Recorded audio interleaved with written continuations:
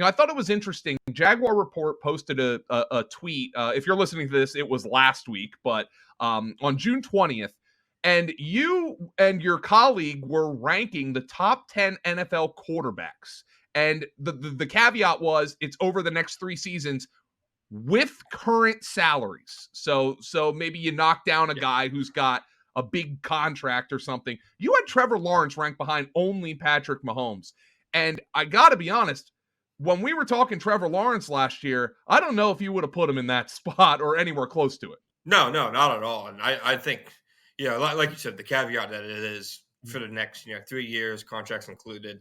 I responded to, I think, a fan on Twitter the other day saying if we're going just for 2023 alone, he's obviously not a number 2 spot. He obviously hasn't proved what guys like Burrow and Allen have. But I think if you just look at like the value of contracts around the NFL, I mean, Burrow and Herbert, they're going to get paid very soon.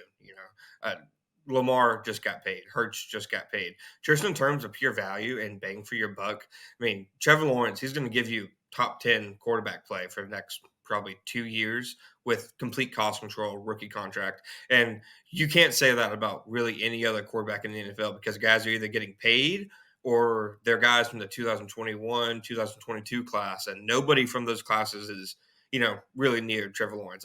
I'd say, probably like the top values for what they'll bring to the table compared to what they're getting paid around the league. It's obviously Mahomes first just because he's Mahomes, but I'd say Lawrence might have the second most valuable contract in football. I think it's him. Michael Parsons is up there. Brock Purdy is up there considering 7th round pick. So I just think the pure advantage of the Jaguars have a quarterback who can be in the conversation with those top guys, but he's not going to get paid like those guys for another couple of years. When do you think Lawrence took the leap last year to where you're saying, okay, I think this guy's a top 10 quarterback in the NFL, or is at least really close to it? Yeah, I think the consensus is that it was after their loss against the Denver Broncos in London. It was one of Lawrence's worst games of the year. I remember the game started. He had a great, scoring drive against a really good at the time. It was I believe at the time it was the top pass defense in the NFL. He had a great touchdown throw to Evan Ingram, and then he just kind of fell apart the rest of the game.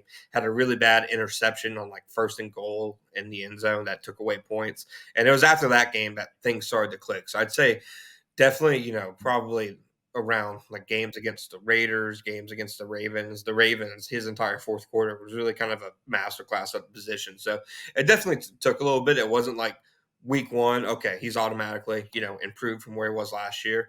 And I think he's actually a good lesson to people who are expecting so much out of these quarterbacks. Like maybe people shouldn't expect Bryce Young and Caleb Williams next year to be set the league on fire in week 1. Maybe give them some time because Lawrence, who was tabbed as a generational guy, he was in a terrible situation, but he still needed, some time just because, I mean, if you look at the offense he played at in Clemson, it didn't prepare him for the NFL at all. The next step for the Jaguars offense, of course, is bolstering the supporting cast for Trevor Lawrence. And, there was a point last year where I had completely forgotten that the Jaguars traded for Calvin Ridley at the trade deadline. I'm like, oh, yeah, that's right. Calvin Ridley's on this team.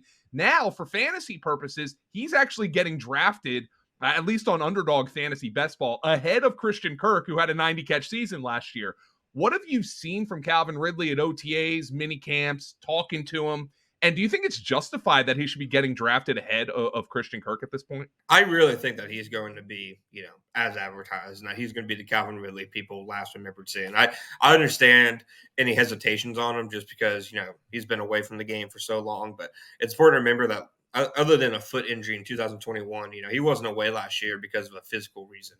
And you go and watch him this offseason, and they've stressed that they're not letting him completely 100% loose yet because, again, he's been away for 2 years. They want to slowly bring him back into the fold of things so he doesn't suffer any injuries. But from what I saw of him during offseason practices, there's no physical, issues. Like he looks extremely explosive, extremely quick feet. I think he's going to be both his skill set and the scheme that he's going into, which last year was very good at getting guys open, just by scheme and play calls. I think he's going to be open at a high rate. And I do wonder how many targets he's going to see just because they have, so many other guys to throw the ball to that they really like. And I'm not sure there's ever going to be a bona fide number 1 guy in the offense, but I do think that he's, from what I saw and from what I've seen, what I've heard, from what other people have said, that he looks as advertised so far.